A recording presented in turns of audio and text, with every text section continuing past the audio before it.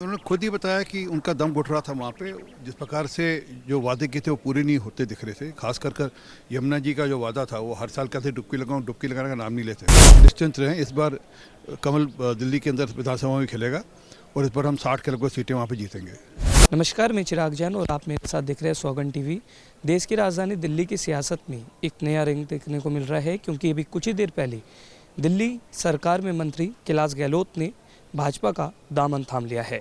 जहां एक और इसे देख करके पूरी सियासत गर्मा गई है, तो वहीं दूसरी ओर ये देखने को मिल रहा है कि आगामी विधानसभा चुनाव हेतु एक दूसरी पार्टी दूसरे पर आरोप प्रत्यारोप लगा रही है। हमारे साथ खास बातचीत करने के लिए बीजेपी के राष्ट्रीय प्रवक्ता आरपी सिंह है। सर, क्या कहना चाहेंगे? दिल्ली सरकार में पर्यटन मंत्री कैलाश गहलोत अब आपकी पार्टी में आ गए हैं, दामन थाम लिया है बीजेपी का, क्या कुछ कहना चाहिए? नहीं, उन्होंने खुद ही बताया कि उनका दम घुट रहा था वहाँ पे।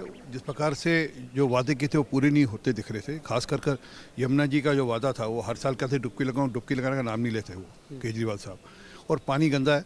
और दूसरा जो शीश महल को लेकर उन्होंने कहा कि जिस प्रकार की छवि हमारी ख़राब हुई है, आम आदमी एक शीश महल में रहता है और 4 लाख का कमोड यूज़ करता है, तो उस कारण से दिक्कत है। और कोई भी जो व्यक्ति होगा जिसमें थोड़ा भी मन ठीक होगा जिसका, तो उसका मन में दिक्कत होगी, उसको ये कष्ट होगा ही होगा कि जो वादे किए थे वो पूरे नहीं किए और झूठ के आधार पर राजनीति नहीं चल सकती।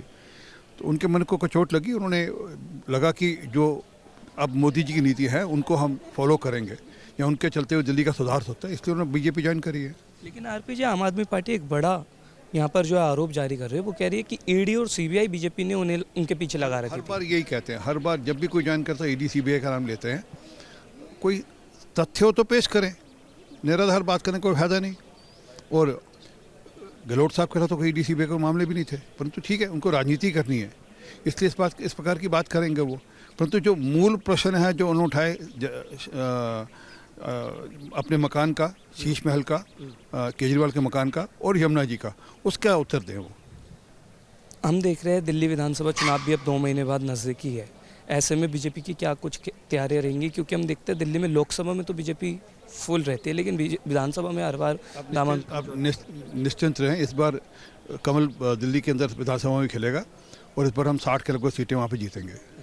आप देख रहे हैं सौगंध टीवी, सौगंध वतन की।